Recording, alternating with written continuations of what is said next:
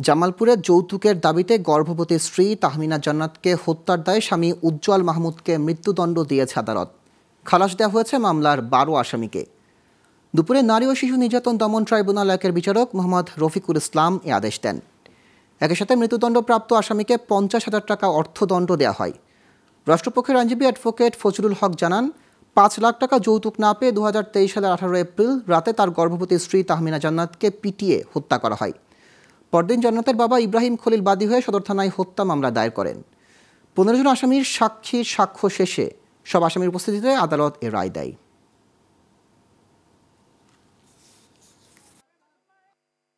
নারী ও শিশু নির্যাতন দমন আইন ১১ মোতাবেক উজ্জ্বল মাহমুদকে মৃত্যুদণ্ডের আদেশ প্রদান করেন এবং ৫০,০০০ টাকা জরিমানার আদেশ প্রদান করেন এবং অপরাপর আসামিদের খালাস প্রদান করেন। এই রায় ও আদেশে রাষ্ট্রপক্ষ সন্তুষ্টি প্রকাশ এবং রাষ্ট্রপক্ষ ন্যায় বিচার পেয়েছে বলে দাবি প্রার্থনা।